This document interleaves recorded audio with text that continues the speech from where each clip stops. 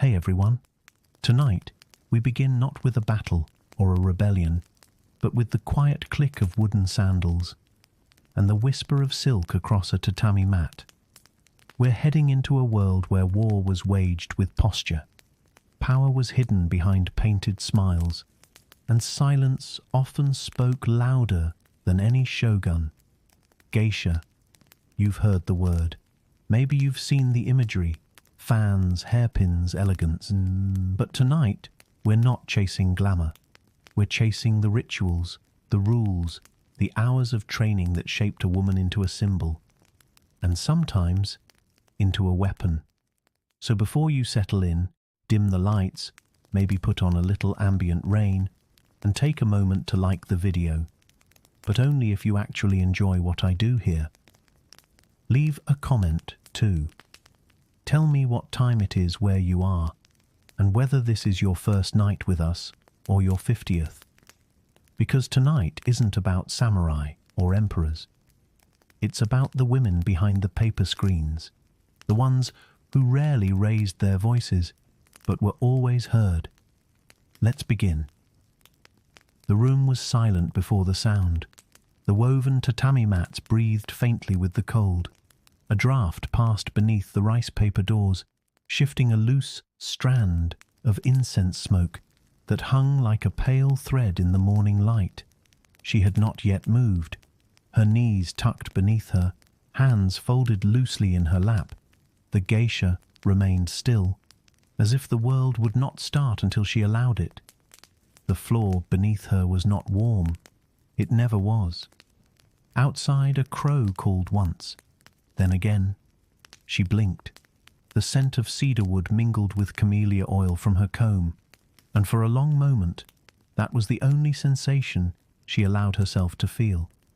The paper doors breathed slightly with the wind. She listened to the rhythm, that soft, repeating pressure, and counted each pause in her head.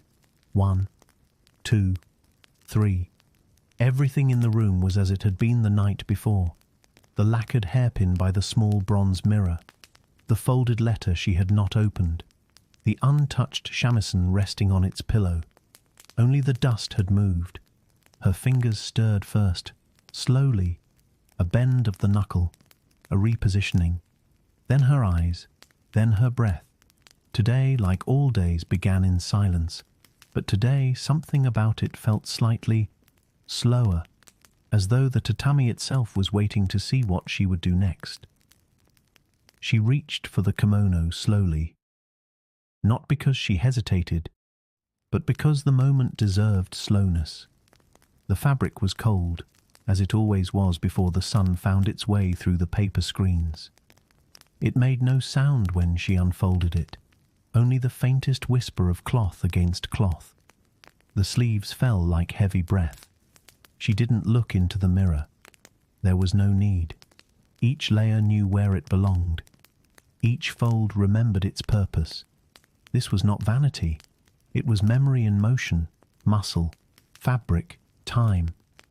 She paused after the second tie, not out of error, but tradition. The obi, folded on the bench, waited like a closed mouth.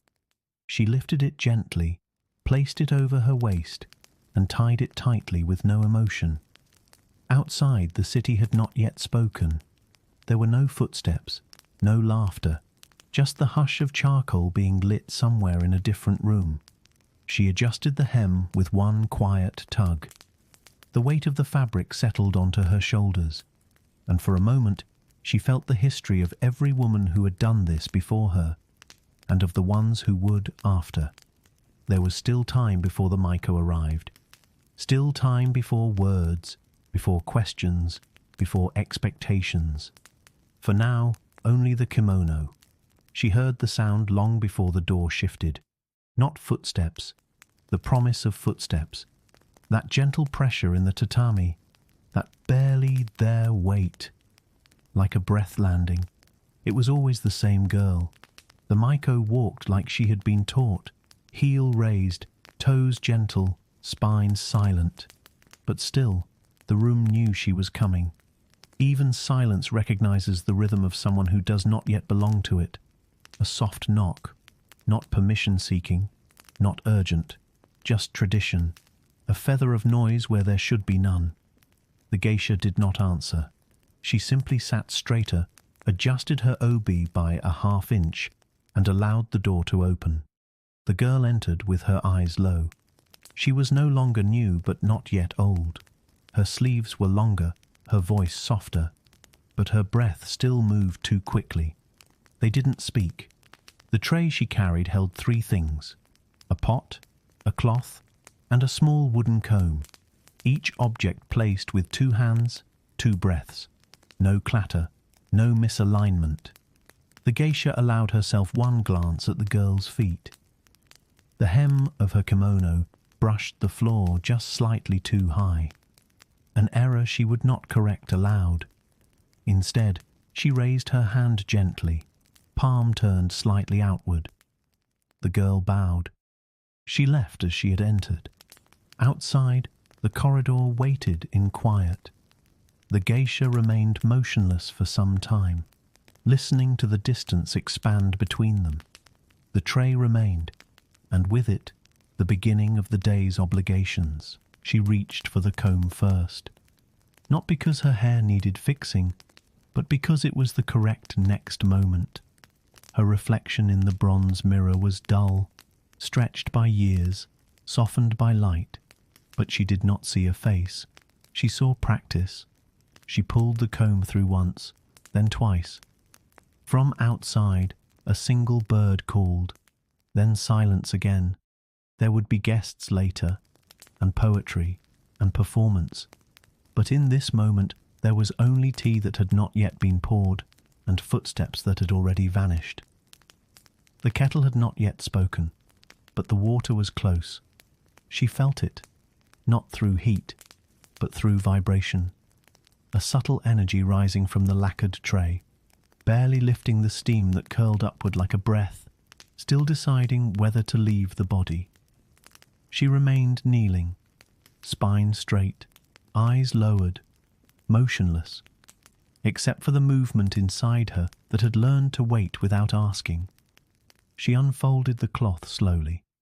It was white once, now faded to the colour of rice paper left too long in sunlight, soft at the edges, thin at the centre, but strong in its purpose. A cloth not made for beauty, only for ritual. She laid it across her palm, pressed her thumb into the middle crease, and refolded it. 2 folds this time, then 1 more. The cloth knew the shape of her hands, and she knew the rhythm of its silence. The tea bowl sat ready. Its curve held the warmth, not just of water, but of memory. She wiped the rim, a slow circle, clockwise, then again. Each pass left behind not just cleanliness, but calm. Then she poured, not fast, not hesitant, just correct. The water met the tea with a sound so soft it might not have existed at all. The leaves stirred, once, then again, then rested. She covered the bowl, waited, not to steep, but to let the air catch up to what had just begun. Steam gathered at the lip, not rising but rolling, like a thought not yet spoken. She uncovered it, lifted it in both hands, turned the bowl just slightly, just once, and placed it down again. She would not drink this tea. This was not her moment. She reached for a second bowl, and then a third. Each one carried the shape of a person who had not yet arrived. She poured again. This time the sound was rounder, fuller. The steam carried more scent, roasted leaf, porcelain warmth, and something she could not name. Perhaps patience, perhaps something older than that. She set the tray, 1 bowl at the front, 2 behind, formed not in a triangle, but in invitation. She folded the cloth again, 3 folds, then turned it inward, hiding the seam.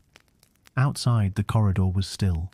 No footsteps, no voices, only the breeze brushing paper panels like a hand too gentle to knock.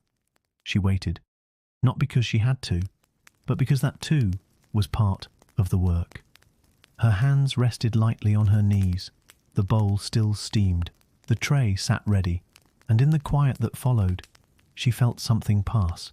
Not time, something else, perhaps presence, then a sound, a sandal touching wood, then tatami, a step, another, not hurried, not hesitant. She did not turn her head, but her breath slowed. The kettle hissed softly behind her, and the tea was now perfect. The guest had arrived, and so had she. She heard the door slide open, software predictable. Without announcement, she did not turn. The air shifted before the sound reached her ears, as it always did. Cooler, slower, not empty, just occupied. There were 4 steps, always 4. She could feel them, each one pressing gently into the tatami, without asking permission. Then silence. He had stopped in the exact place he always did. She knew who it was. There were only a handful of men who entered without needing instruction, without leaving confusion in their wake. This one brought with him a different kind of silence, a familiar one, almost comfortable, almost. She did not raise her head, not yet. Instead, she reached for the front bowl. The steam still rose, the temperature still perfect. She lifted it with both hands, offered it forward, arms extended like a bridge drawn carefully between 2 solitudes. He received it. No words, no sound, no hesitation. A pause, then a sip. The soft sound of ceramic against lip, breath drawn in, held, swallowed. Then, nothing. She lowered her hands back to her knees. Light rested in the room as if afraid to move. He placed the bowl back on the tray, not aligned, not deliberate, just different. Slightly off. She did not correct it.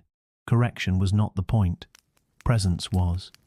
He shifted his weight slightly. A sleeve moved. The air changed again. Still no voice. Still no glance. Her eyes stayed low, her shoulders even. She didn't ask anything of the moment, and so it offered her everything it had. She lifted the second bowl, this time slower, not from effort, from awareness. The movement itself was a kind of listening. He took it, drank again, this time longer, but still without comment, still no sound. A breeze touched the edge of the screen door. The paper fluttered, the candle flickered, the room adjusted. The shamisen sat beside her, silent, patient. Like all things in this house, it knew when to wait. She did not reach for it. He had not asked, and she did not offer. Sometimes silence is the performance. She straightened her spine by the smallest measure, a breath drawn in, held, then released, unnoticed. Outside, a single bamboo chime clicked once, then again, then stopped. The tea was now complete. The moment was not. When he finally set down the second bowl, he adjusted it slightly with one finger. No noise, no purpose, only presence. She bowed her head the width of a thought. Then stillness returned. Deeper now, sharper. The kind that doesn't wait to be broken, only to be witnessed. The shamisen sat in her lap like something sleeping, not dormant, not forgotten, just resting, like a pet curled into memory. She did not lift the plectrum yet. Her hands hovered, fingers already remembering shapes her mind had not reached. The room was still, her breath shallow. Even the guest's presence, felt more than seen, had folded itself into the air. She adjusted her left hand, not to prepare, but to honor the slowness of beginning. The neck of the shamisen warmed beneath her fingertips. It always did. Wood worn from years of repetition, of practice, of stories not told in words. Her thumb brushed the edge of the string. Not a note, just a warning that sound was coming. Then, a strike. Not loud, but definite. A single tone, clean, slightly flat, letting the air become aware of itself. The string hummed once, then faded. She struck again, this time lower, fuller. A second note, heavier, almost melancholy, but not sad, only true. She waited. The guest made no sound. She did not expect one. Then a rhythm, 3 notes, spaced evenly, deliberate, careful. She let her hand rise, then fall, a 4th note, then silence. This wasn't a song, it was an arrival, not for him, for her. Her hands remembered more than her thoughts allowed. Every pluck was a step into a corridor lined with breath and history. She shifted her weight slightly. Her sleeve brushed the mat. The room did not react, only observed. She played a fragment, a phrase, then reversed it, then paused. The pattern didn't matter, only that it existed and then did not. She opened her eyes, only briefly, just enough to see that he had not moved. Good, neither had she. A final sweep, low to high. Then her hand stopped. The strings vibrated once more, then quieted. The shamisen, at rest again. She placed it gently back on the cloth. It didn't sigh, but something in her spine did. She bowed her head once, not to him, to the silence. It had stayed with her, and she had honoured it. By the time the second guest arrived, the shamisen was back on its cloth. She had wiped the strings, folded the cloth again, and returned to her original position, kneeling, still, waiting, but not expecting. This guest did not knock. He rarely did. 2 of them entered, together, the way people do when they want to be noticed without saying anything. One was younger, quick in step, smelling of tobacco leaf and cheap perfume. The other, older, tired around the shoulders, smelled like silence that had forgotten how to listen. They bowed only slightly. She bowed less. There was no obligation between them, only routine. They sat. The younger one reached for the tea. Wrong hand, wrong order.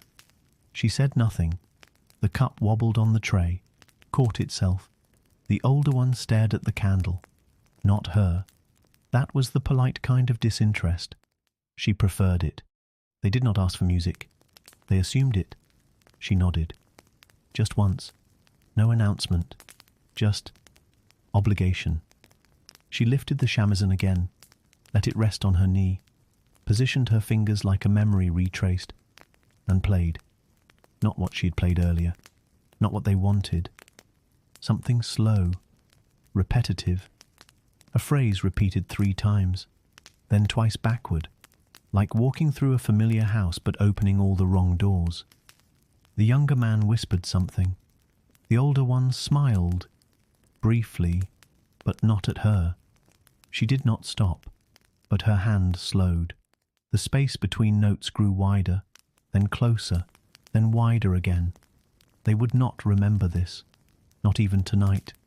The music was not for them. It was not even for her. It was for the room, for its memory, its air, its weight. She stopped without resolution. No final note, no closure. She returned the shamisen to the cloth. The tray remained untouched. The cup still steamed. But they didn't notice. When they stood to leave, the younger man dropped a coin. It rolled, spun, stopped beneath the candle. They bowed again, half-hearted, uneven. She did not move. The door closed, harder than needed, but not quite a slam, just enough to suggest they had been there, even if they hadn't. She looked at the coin. Round, flat, still. She didn't reach for it. She folded the cloth again, tucked it under the tray, repositioned the bowl, reset the scene. But the air still knew. They had been here, even if no one would remember. The room was quiet again, not empty, just quiet. The tray had been cleared, the shamisen returned, the tea cold. No voices, no footsteps, no obligations, only the presence of what had already happened. She sat alone now, kneeling, breathing, still. The fan lay beside her, folded, resting. It waited not like an object, but like a promise. She reached for it, not quickly, not reverently, just knowingly. Her fingers closed around the handle.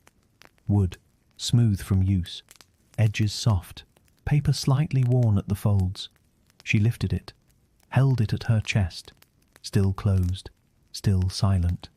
She closed her eyes, let the moment hold itself open. A breeze stirred outside, but did not reach her. The candle's flame steadied. The shadows along the wall paused mid-drift. Then she opened the fan. It didn't snap, it breathed, unfolded, like silk sliding through a narrow corridor of air. The motion was practiced, precise.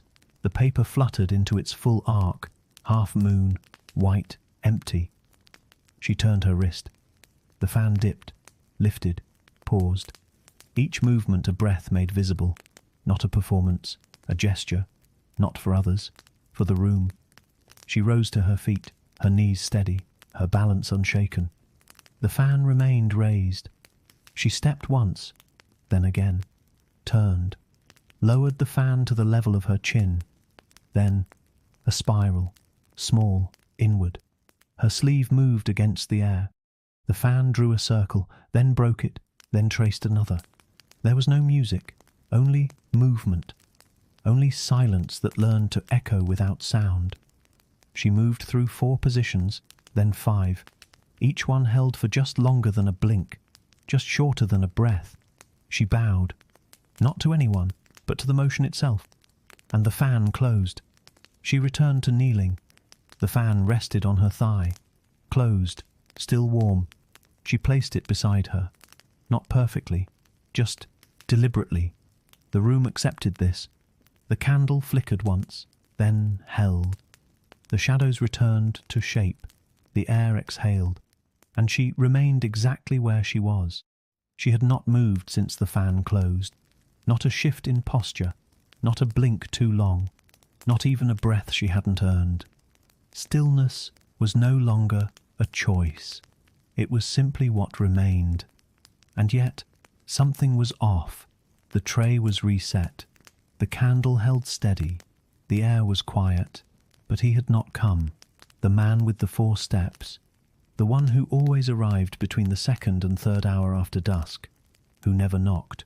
Who never needed to. She felt it first in her spine. Not worry. Not even expectation. Just the presence of absence. Outside the rain had not yet begun. But the air was thick. Heavy with delay. The kind that doesn't say no. It says not yet. Then keep saying it until you forget what you were waiting for. She watched the candle. The wax had curled at its base, melted unevenly. Time had passed. She glanced at the bowl on the tray. Steam. Gone. Still warm, perhaps, but not ready. She didn't lift it, didn't reach for the second, didn't touch the cloth. She simply sat and listened, not for footsteps, but for the lack of them. The room was too quiet now, not peaceful, not soft, tight, dense, waiting. He had never been late, not in all the nights he had come unannounced, not in the quiet mornings when the rest of the city still slept, not once. She looked at the door, still closed, still still. The screen flickered slightly, a breeze, a shift in the wood, but no footsteps. She rose, not quickly, not with meaning, just because stillness had reached its end. Her knees creaked, her hip pulled slightly. The day had been long. She walked to the door, paused, did not open it, placed one hand flat against the frame, felt the grain of the wood. Cooler now, no warmth on the other side. She lowered her hand, turned, faced the centre of the room. Everything was in place, nothing out of order. And yet, she sat again, folded herself into the same posture, same breath, same direction. But the room did not receive her as it had before. Something had been lost, not stolen, not taken, just delayed too long to return. The bowl still sat, untouched, unworthy of being poured. She did not light a second candle. She let the room grow darker, more honest. The moment had passed, and so had something else. She did not speak. There was no one to hear, but the room, if it could listen, would have heard a silence sharper than any voice. It began like a breath, not a sound, but a shift in pressure, a hush, then a tap, a single drop against the roof tile, then another, then more, faster, softer, wider, rain. She did not look toward the window. She didn't need to. Rain in Kyoto had a voice. And once it began. You remembered every time it had come before. She listened. The drip against the bamboo spout, the roll across the tiles, the splash into the stone basin near the garden wall. Each sound different, each one familiar. She sat still, but her breath slowed, her eyes softened. Rain had come, not to change anything, just to remind her what was already gone. Outside, the garden would be dark, stones growing darker with each drop, leaves trembling just enough to shake off what clung to them. She remembered a different rain. Many years ago. She had been younger, still a Maiko, hair pinned too tight, sleeves too long. She stood at the edge of the veranda, watching rain blur the lantern light. She had not yet learned to hide her thoughts. She had cried that night, not from sadness, from not knowing how to wait. Now, she didn't cry, but the waiting still hurt.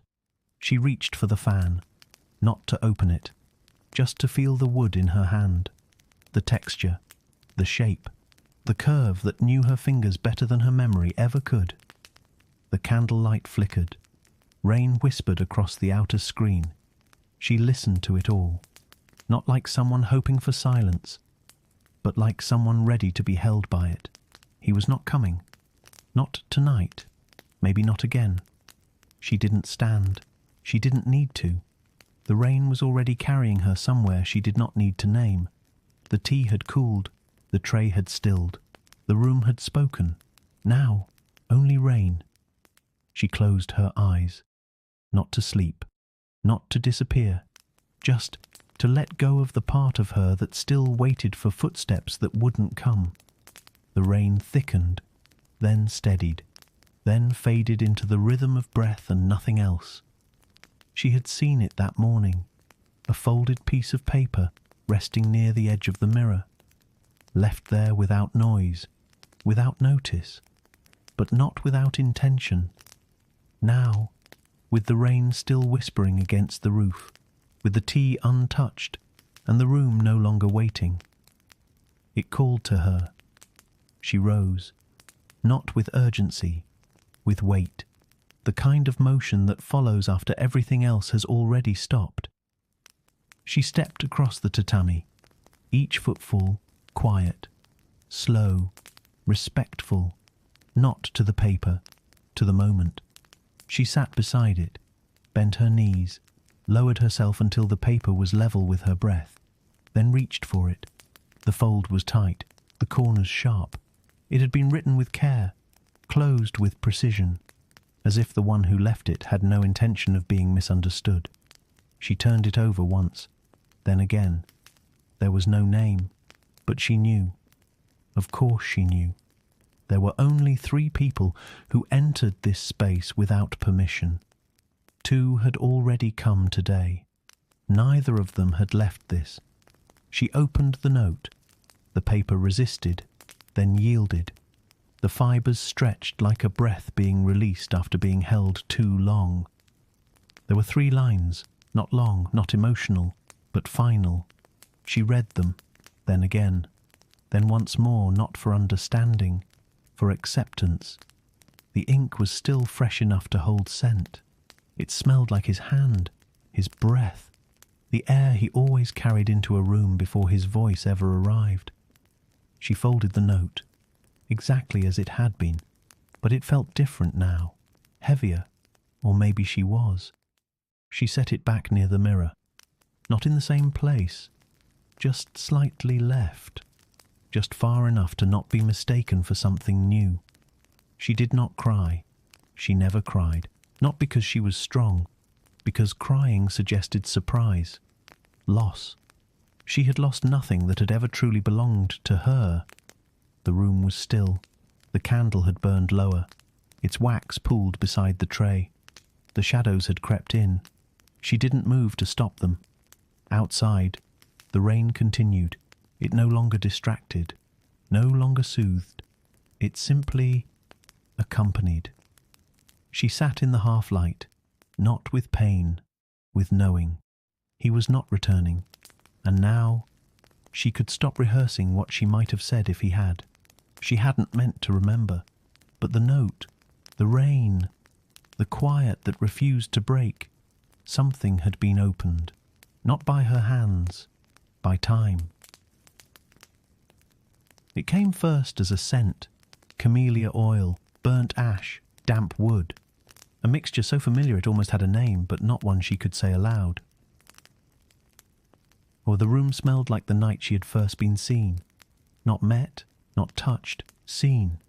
She had been younger, not new, but still unsure. A Maiko, with hands that trembled when pouring tea, eyes that looked too long, or not long enough. Back then her smile was a mask still learning its shape. That night she had spoken, only 3 words. She didn't remember them now, but she remembered how they hung in the air too long, too personal, a mistake. He hadn't answered, not with words, but he came back, again and again. She remembered how he sat, slightly to the left, always in the same place. He watched her hands, never her face. When she played, he listened like someone protecting a secret too fragile to name. She had once written him a poem, not to be read aloud, not even to be read at all, just folded carefully and left beneath the bowl after he left. He never mentioned it, but the next time he returned, he placed the bowl exactly where she had hidden the note. A small gesture, clear enough. They never spoke of it, but silence, when held with care, becomes its own language. Now, the scent had returned, but not the man, only the shadow of the gesture, the warmth of the bowl, the unspoken poem. She opened her hands in her lap, not to receive, not to pray, just to remember what it felt like to be open. Her palms tingled, not with sensation, with memory, of how it felt to give without knowing if anything would come back. She looked again at the tray, the tea, the fan, the candle. Each object had been used today. Each one still held a piece of her. The note remained where she had placed it, folded, unmoved. It would stay that way. She didn't need to read it again. She remembered more than it said. The rain had slowed, the air cooled, but she remained warm from within, not with hope, with closure. Outside, a branch tapped the screen softly. Inside, nothing moved. She blinked, breathed in, let the memory go. It didn't leave. It simply settled somewhere deeper. And with that, she was alone again, completely, peacefully, alone. The room no longer felt like a room. It had become a container, not for people, not for stories, but for stillness. The kind of stillness that lingers after something important leaves, but nothing replaces it. The tea had cooled completely. The candle had burned low. The air had thickened, and still she had not moved. Then a breath, one she didn't mean to take, one her body insisted on. She blinked. The spell broke. She stood, not like a performer, not with poise, like a person who had forgotten she had legs. Her balance returned slowly. Her knees resisted. Her spine ached. The day had been long, and now it had become night. She walked toward the edge of the room, not with purpose, just movement. Each step pressed into the tatami, like a question without an answer. She stopped near the door, did not open it, did not touch it. She only looked at it, listened. Nothing. Only rainwater dripping somewhere outside. She turned, faced the center. The room was empty. No guests, no sounds, no words waiting to be said. She crossed slowly to the tray, lifted the first bowl. It was cool, heavy. She poured its contents into a small dish, poured the rest beside it, let the silence drink what tea could not. She folded the cloth, wiped each bowl, stacked them, not precisely, not carelessly, just honestly. She returned to the centre, but didn't kneel. She sat, legs to one side, one hand on her lap, one on the floor, no posture, no form, only presence. She looked toward the mirror, her reflection barely visible, just a shadow now, blurred by distance and a life spent performing. The silence had grown fuller, not louder, not deeper, just realer. No one would come. She was sure of that now, and the knowing did not hurt. It rested beside her like a memory that finally chose to sleep. She closed her eyes, let her arms go heavy, let her shoulders fall. There was no grief, only the soft realization that nothing else needed to happen tonight. Stillness had finished its work. Now, it could rest too. Night didn't fall. It returned, not suddenly, not with drama, but like someone who had lived here once and had come back quietly to see if everything was as they remembered. The candle was nearly gone. Its light had shrunk to a breath. The flame trembled, then steadied, then trembled again. She watched it, but didn't interfere. Letting it die was the last kindness she could offer. The room had darkened, not because of the missing light, but because of the presence of the dark. Darkness doesn't arrive. It waits, and once it's allowed, it becomes everything. She moved slowly, gathered the fan, folded it once more, set it on the tray, aligned the cloth, not as performance, not even as habit, as closure. She touched the shamisen but did not lift it, just rested her hand on the strings, felt their tension, felt their stillness. They had spoken today, and now they too were allowed to rest.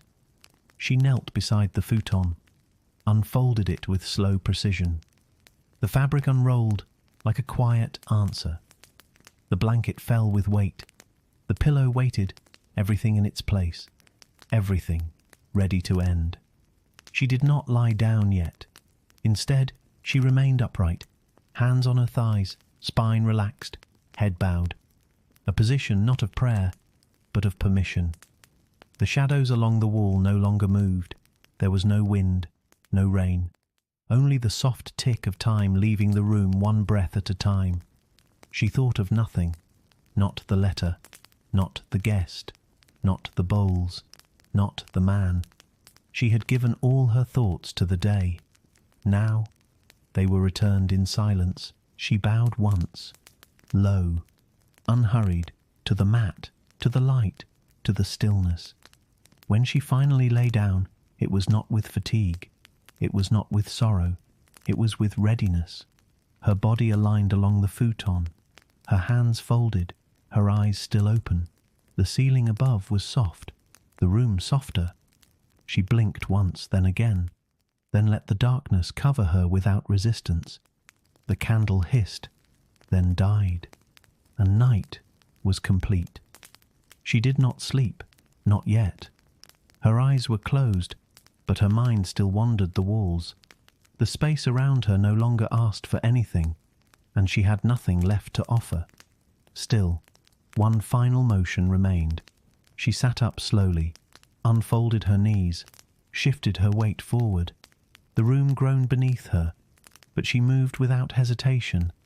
The final candle flickered near the tray, its flame low, daring, almost gone. She knelt beside it, breathed in, then gently blew it out. There was no sound, just the sudden and absolute absence of light. Darkness accepted her, not as an intruder, as someone it had been waiting for. She remained still, kneeling, hands resting gently in her lap, head lowered, no posture, no formality, just presence.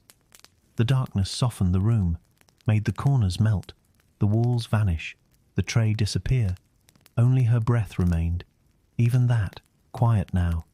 She turned her head slightly, not to listen, not to search, just to shift, the way one does when there's nothing left to resist. She lay back down, slower this time. Each vertebra settled one by one, her spine folded into the memory of sleep, her hands folded over her stomach, one thumb over the other. Stillness within, stillness. She thought of the note, not the words, only the pause between reading and understanding, that breath just before meaning settles. She didn't need to understand anymore. The room said nothing, neither did she. The silence was now whole, undisturbed, sacred. If she had a final thought, it had no language, only shape, only warmth, only release. She inhaled once, deep, held it, then exhaled, softly, let it go, and with it, everything else. The night made no demands, and she had nothing to give but rest. The tatami had not changed, still firm beneath her, still faintly warm where her knees had pressed, still holding the outline of a day that had moved through it without asking for anything in return. She lay on her side now, not curled, not stretched, just placed, like a thought at the end of a sentence. The futon embraced her without pulling. The pillow met her cheek with no expectation. She blinked, once, then again. The ceiling above was barely there, softened by shadow, smoothed by time.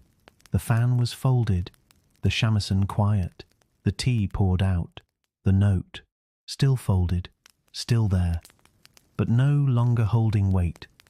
She turned her head slightly, a habit, not to listen, not to anticipate, only to remember that doors once opened and footsteps once arrived, even if they wouldn't anymore. Outside the rain had stopped. The basin was still. The wind had curled into sleep. Inside, only her, and even she was becoming part of the quiet. She closed her eyes, this time not as a pause, not as a gesture, as a letting go. She exhaled, not heavily, not in finality, just enough. The air in the room did not change, but the presence within it softened. She was no longer waiting. She was no longer performing. She was no longer remembering. She simply was. And then, she wasn't.